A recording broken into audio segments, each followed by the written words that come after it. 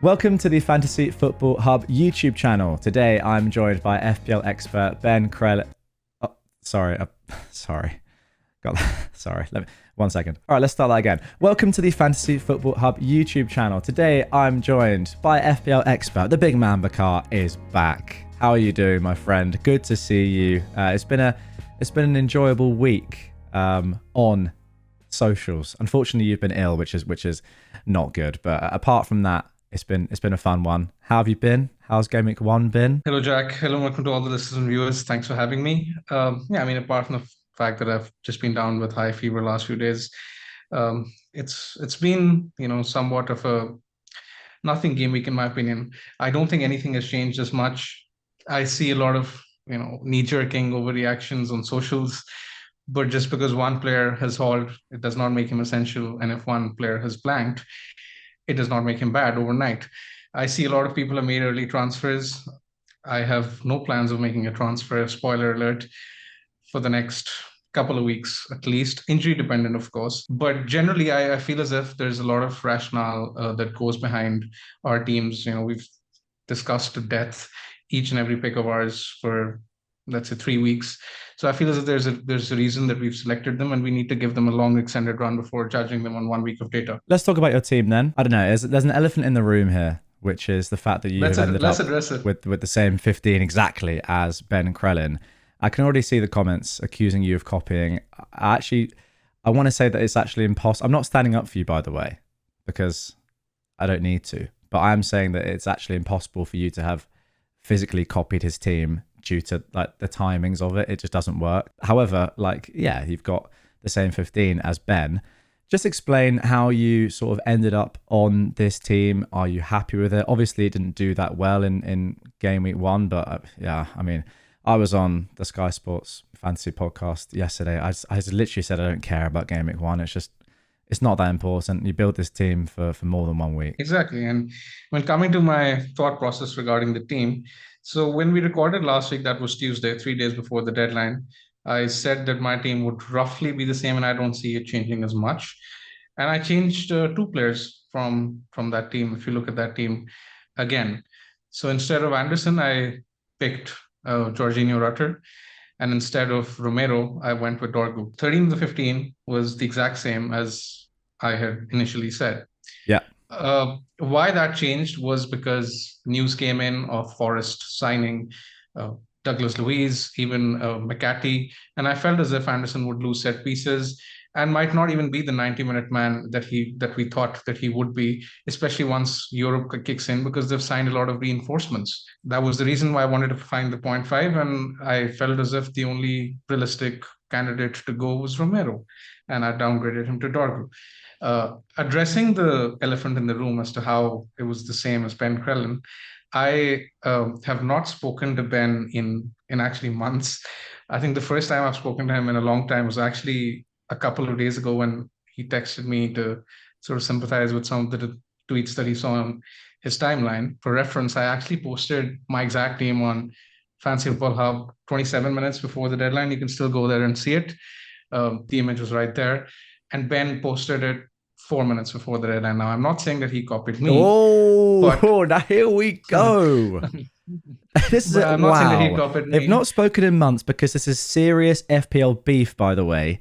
That's why they've not spoken in months, because they hate each other. And now Bakar is accusing Ben of copying him. Goodness me. I mean, it's like watching your parents fight. It's horrible to see. Oh, can't believe it. Okay, I think you've gotten the ratings that you wanted out of the show. Let's move on to some more important stuff. Hey, you know me. I pull some legs at sometimes. It's just my character, all right?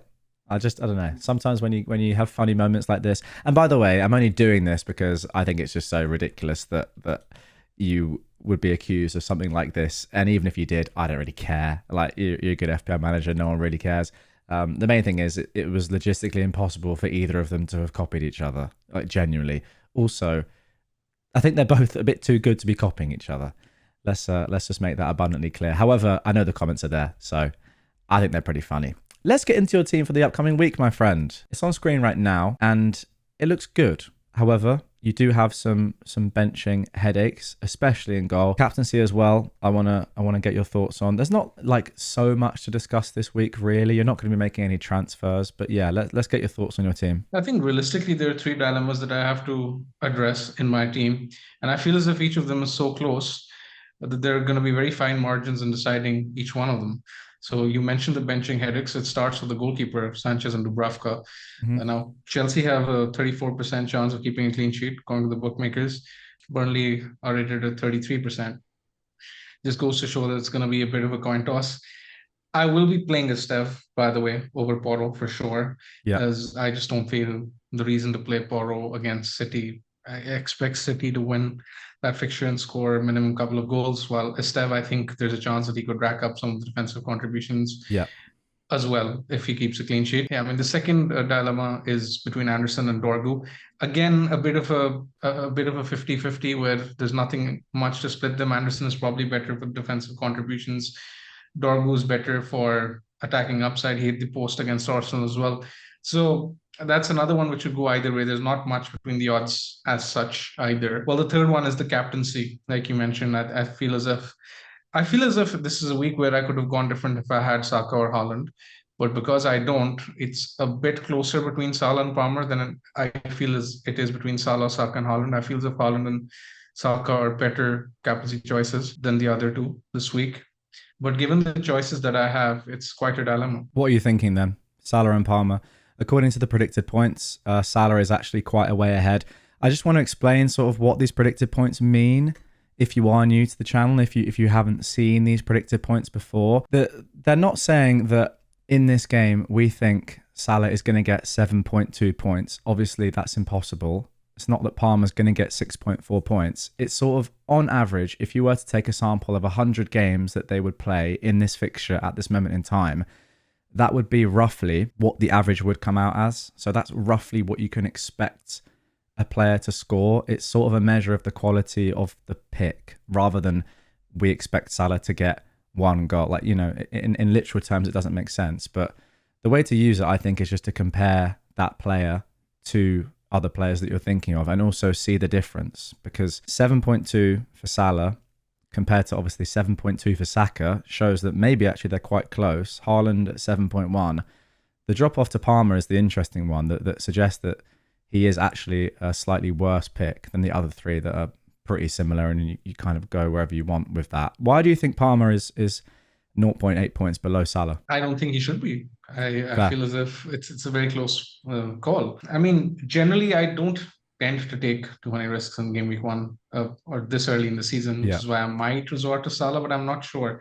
Because when you look at the bookmaker odds to score or assist, Palmer is actually ahead of Salah, and that's a metric I use quite often to decide my captaincy choices when they're close. Oh, is he really? Yes. Palmer, so you're on Palmer right now, are you saying? No, I'm on Salah because I'm too scared to go against him. But generally, if this was, let's say, game week 20, then I might have been on Palmer, right? So it feels as if it's one of those, depends on which side of the bed I wake up on, and then take a call on Friday morning. You know, the thing for me is that Liverpool scored 4 goals in the last game. Chelsea didn't score any. Didn't really have that many good chances. I think you can always expect Liverpool to score 2 goals in a game. If Chelsea drew 0-0 again away at West Ham, I wouldn't be shocked. I just feel like on average, Liverpool are going to score more goals. Salah's their goal scorer. I can draw up a counter argument. I mean, I can easily say that West Ham were terrible in game week 1, lost 3-0 to Sunderland. You would expect Chelsea to beat them. If Sunderland had beaten them 3-0, Chelsea should win comfortably as well. Similarly, Newcastle looked good against Aston Villa and put up a good defensive fight, so it might not be as easy for Salah. So it depends on the narrative you pick. It's not quite clear cut. No, yeah, that's absolutely all accurate. Where do you have it at right now then in terms of your percentages? 55 Salah, I think. 45 Palmer. As low as that, or as close as that? Okay. Yeah. Fair enough. For sure. And then looking at the rest of your team, how are you feeling with it? I know you're not going to make any transfers. You're not that sort of manager, but let's just talk about the players who didn't return. Let's start with Strand Larsen and Mateta, because I was very impressed by Strand Larsen. I thought that he had a lot of decent chances and he looked sharp. And I was thinking to myself, I kind of wish I'd gone there. I know he didn't get any points, but he looked good. And Mateta, you sort of got what you wanted from him as well without the returns. He looked good as well. I mean, he had a very good chance in the first half, could have scored, and if Eze goes, he's going to be on penalties. So I liked what I saw from both of them. Wirtz did all right, 0.42 XGI, 9 defensive contributions. A lot of people are losing their patience with him, but I feel as if he's still a completely acceptable pick. Yeah. Rutter is maybe one which I feel as if you had to, ask one pick you probably regret. I think that would probably be Rutter. But even that is not to a very high threshold. That's just it's like I feel as if I thought his minutes would be higher, but the fact that he got taken off at the 70-minute mark for Welbeck, and then O'Reilly scored as well. Now O'Reilly is being linked with the move to Juventus, but apparently there's a better chance of him staying as of now as opposed to leaving. So if O'Reilly stays, then Rutter's minutes at some point might be a question mark. I'm not saying he won't start, but the early subs are something which will put me off pretty much every week. Yeah, that's fair enough. Let's have a look at your recommended transfers for this week. Nothing is the recommendation. Save your transfer. I know you were going to do it anyway, but I think it certainly helps when you see that Fantasy Football Hub's AI is recommending that there's no real upgrades to be made right now. Wait and see and use the transfers better later down the line. My team, I'm being recommended a transfer. I'm being recommended Joao Pedro out for Mateta. You have Mateta. You didn't go for Joao Pedro, a minute's risk. What are your thoughts on that? Do you think people should be making transfers like that, or maybe selling someone like a Rutter for a REIJNDERS, who was obviously the hot topic this week? I don't think so. I mean, if I had Joao Pedro, I still think I'd keep him. Nothing much has changed. I mean, before Gameweek 1, you knew that he was probably going to be a 7 man. He got taken off around the 65-minute man for the lap minute mark. So it's all right. I mean, REIJNDERS is someone I've considered for my team, but I still feel as if his long-term minutes are something that need to be questioned. While I expect him to keep his spot in the short run for the next 2 to 3 fixtures, I'm quite envious of the people who picked him. But I don't feel as if I can justify a free transfer right away, especially because City's fixtures still game week 5, 6 don't exactly look as good. So I'm happy to sort of swerve REIJNDERS still to that position. If I have to buy him for a higher price, I don't mind. Yeah. Fair enough. Okay, so no recommendation for Bakar's team. If you would like to get your own AI recommended transfers personalized to your team, see if your team's looking good like Bakar's and you don't need any transfers, or maybe there is something you could do to get more points next week, then click the link in the top line of the description. It's also in the pinned comment as well. Sign up to Fantasy Football Hub. See your team week in, week out on the My Team tool. Get all the stats, all the predicted points, everything for every single player, and your recommended transfers. Link down below, as I said, 50% off. Don't miss out on that. We are still running that 50% off deal. You literally can use this tool every single game week throughout the entire season for the price of a coffee each month. It's too good not to do, in my opinion. I did it before I even worked for the hub. That's how good it is. Anyway, mate, I'm gonna ask you one more question just to round off this video, which is ranking these captaincy options for game week 2. Salah, Haaland, Saka, Palmer, and then I'm going to throw in Gyökeres as well, just because we've heard the news today that Havertz will be out with a knee injury. I mean, that's an interesting one. That definitely increases Gyökeres' appeal. It's just that I'm still not sure how fit he is to play 90 minutes. So there's a chance that someone like a Merino can come on around the 65, 70-minute mark. So that risk exists. And I don't feel as if when there are so many good captaincy out there, you take the risk with someone like a Gyökeres. I personally wouldn't consider him for the captaincy. That leaves us with 4. I feel as if Haaland is the best choice. I'd follow him up with Saka, and then feel as if Salah and Palmer are very close depending on your risk appetite. Oh, interesting. So Haaland over Saka. Wow. Yes, I do think that Haaland is better, because obviously if Gyökeres is likely to get more minutes, then it also increases the chance that he takes a penalty over Saka as well. So it does hurt him to a slight extent, which is why I feel as if Haaland, guaranteed 90 minutes is probably the better choice. Okay, there we go. Thank you very much, mate. As always, if you want to see who Bakar ends up captaining, then his final team reveal will be posted on Fantasy Football Hub. Again, sign up to see that very close to the deadline. Remember, it's 6:30 on Friday. Good luck to all of you guys as well. Subscribe to the channel if you are new. Watch another video on screen over here somewhere. And once again, sign up to Fantasy Football Hub.